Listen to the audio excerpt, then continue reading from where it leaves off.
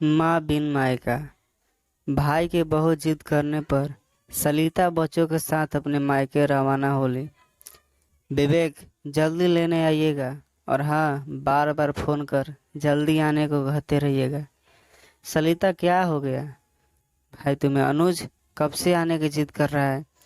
आज जा रही हो तो कुछ दिन आराम से रह कर आओ। भाई है तुम्हारा, अचानक इतनी दूरी क्यों? आराम से रह कर आऊं? क्या वह कह रहे हो? तुम्हें तो बस अपनी स्वतंत्रता से मतलब है, किसी दूसरे की भावनाओं से कोई लेना देना नहीं। कह दिया ना, 2-4 दिन बाद वापस आने की जिद करना, बस यही एक कहा मान लो। रात की ट्रेन में विवेक ने सलिता व बच्चे को बैठा दिया। ट्रेन अगले दिन सुबह हैदराबाद पहुंचने वाली थी। न जाने कितने विचार सलिता के मन को बेचैन किए हुए थे। जल्दी सोने से सुबह जल्दी होगी, इस विचार से बच्चे सो चुके थे। ट्रेन के हर झटके से सलिता हर बार कुछ नया सोचने लगती। ट्रेन ट्रेन कॉल आया। हाँ जी विवेक, सोई नहीं? नहीं, मेरी याद। हाँ, अब बाकी तो जिंदगी में बचा ही क्या है। सुनो, ट्रेन समय पर चल रही है, सुबह जल्दी पहुंच जाओगे। ऐसा करता हूँ, अनुज को फोन कर लेने को कह देता हूँ। नहीं नहीं, उसकी कोई ज़रूरत नहीं, मैं कैब बुक करवा खुद पहुंच जाऊंगी। आप सो जाइए, सुबह घर पहुंचकर बात करते हैं। फोन रखा तो मन में कई सवाल जवाब तहलका मचा रहे थे। मन में पूरे समय मायके की यादें थी, माँ की आवाज़ थी। मैंने अनुज को बोला था, ले आ बेटिया को, अकेले बच्चे और सामान लाना मुश्किल होगा। दुष्ट हिला भी नहीं। पहली बार थोड़ी आ रही है, सारे गली मोहल्लों से परिचित हैं।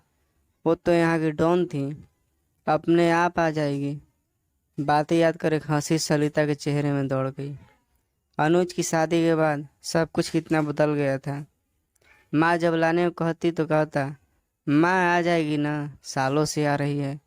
फिर कौन सा बैठने से पहले मुझे फोन कर लाने को बोली थी।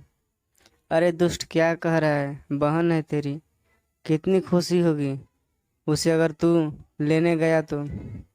माँ, अब मेरी भी जिम्मेदारियां हैं, ये लेने जाना छोड़ना, इन सब के लिए मेरे पास समय नहीं होता।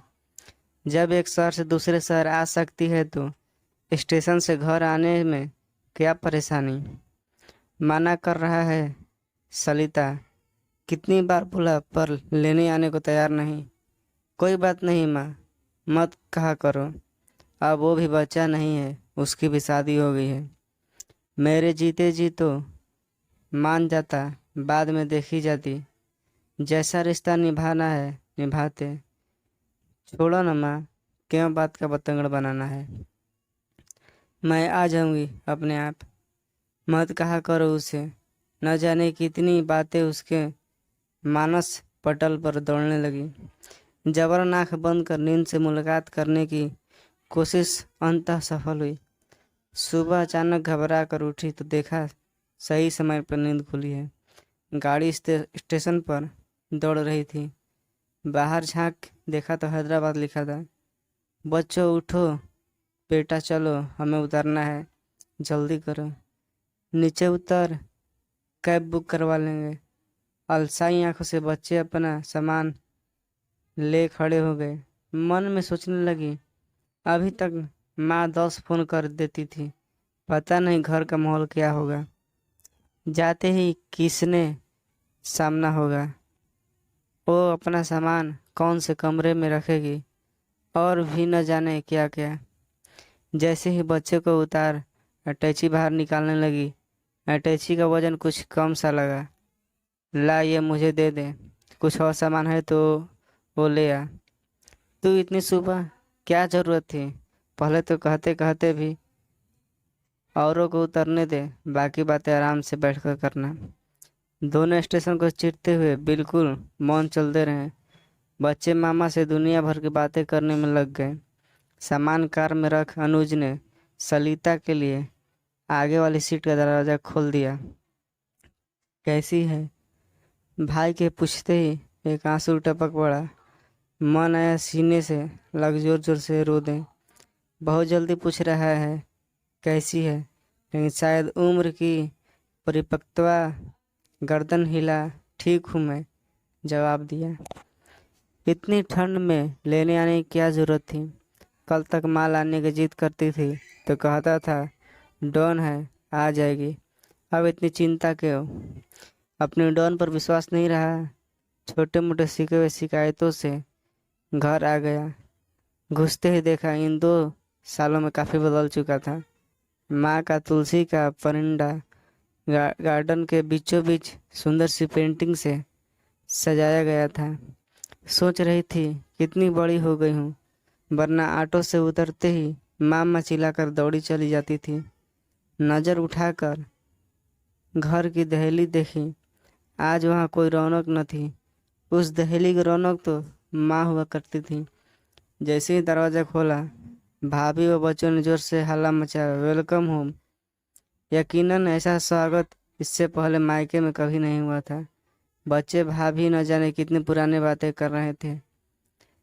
दिए लीजिए आपके पसंद की अदरक वाली कड़क चाय। बच्चे भी ननिहाल आए, बहुत खुश थे। बातें बातें में समय का पता ही नहीं चला। सारी खुशियाँ थी, कोई कमी नहीं, लेकिन सलिता का मन बस एक जाने को ढूंढ रहा था, माँ की मौजूदगी को, उनके एहसास को। बिन माँ मायका कैसे हो सकता है? जैसी अंदर गई, बरामदे में माँ की तस्वीर लगी थी, वहीं खड़ी हो गई। आंसू को काबू में ना कर पाई तो भाभी ने कंधों पर हाथ रखा, कहा हम हैं नदी, आपका मायका हमेशा पहले जैसा रहेगा।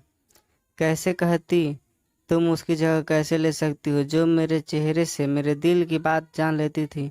आते ही जिसके सीने से लग ससुराल की हो या कोई और परेशानी को छूम मंतर हो जाती थी।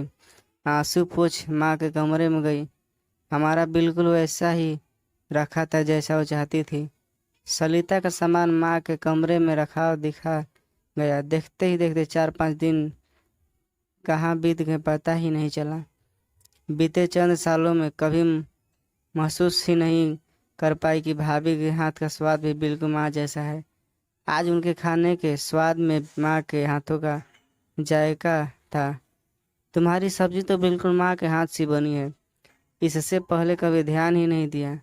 हाँ दी, सब कहते हैं माँ से ही सीखी थी, लेकिन उन्हें हर स्वाद में कमी लगती तो मैं आपके आने पर बनाती ही नहीं थी। वैसे उनके जैसे काम का सलीका मुझे नहीं, उन्हें हर चीज़ परफेक्ट चाहिए थी। सही कह रही हो। पापा के जाने के बाद माँ हमारी जिम्मेदारी आ गई। इतना निर्भर रहने के बाद भी एक मजबूत किरदार निभा उन्होंने अपनी जिम्मेदारी निभाई थी। दी, शायद जीजा जी का फ़ोन आया है। क्या बात है सलिता? मायके पहुँच भूल गई हमें? वापस कब आ रही हो? आती हूँ जी 1-2 दिन में। भाई वहीं खड़ा था। क्यों, अच्छा नहीं लग रहा है यहाँ? हमने अपनी तरफ से पूरी कोशिश की है कि तुम्हें माँ की कमी महसूस न हो। माँ बिन मायका होता है भाई भाभी के साथ। क्या अपनत्व में कोई कमी? कैसी बातें कर रहा है? एक बात कहूँ, ये चिंता फिक्र काश तुझे माँ के सामने की होती तो उनकी उम्र के 2-3 साल और बढ़ जाते। आज उनके जाने के बाद वही सब करना जो वो जीते जी चाहती थी। सब कुछ होते हुए भी दी निष्फिक्र था। हम जब मौजूद हालात जी रहे होते हैं तो कभी अपने अधिकार के लिए, कभी विचार न मिल पाने के कारण, और कभी माँ बाप की बातों को टोक समझ उस परिस्थिति के साथ सामंजस्य नहीं बैठा पाते। लगता था जब मैं काम खुद कर रहा हूँ तो माँ बार बार बोलकर क्यों टोक रही है। आज समझ आता है कि वो उसकी चिंता थी और चिंता में छुपा प्यार। हम बड़े हो गए थे पर शायद उसके लिए तो बच्चे ही थे। ये सब उसने जाने के बाद समझ आया। लेकिन तू है ना बिल्कुल माँ जैसी। सरिता को अजय की बातें में सच का आईना दिख रहा था।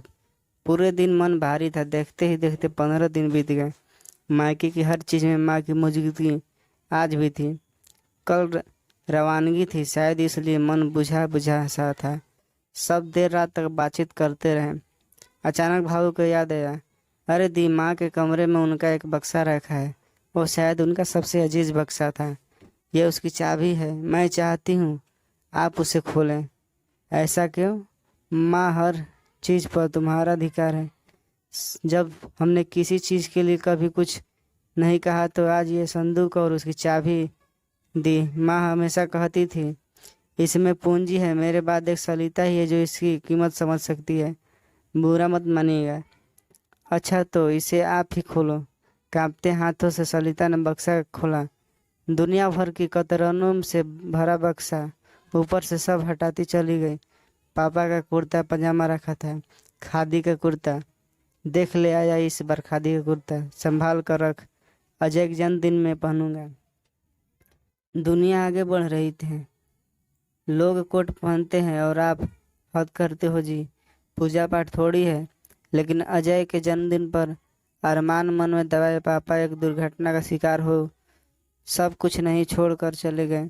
शायद माँ के लिए पापा की पसंद का कुर्ता उस दिन से बेहद अजीज हो गया था। नीचे देखा तो भाई के मुंडन के कपड़े, अन्न प्रशासन के कपड़े रखे थे।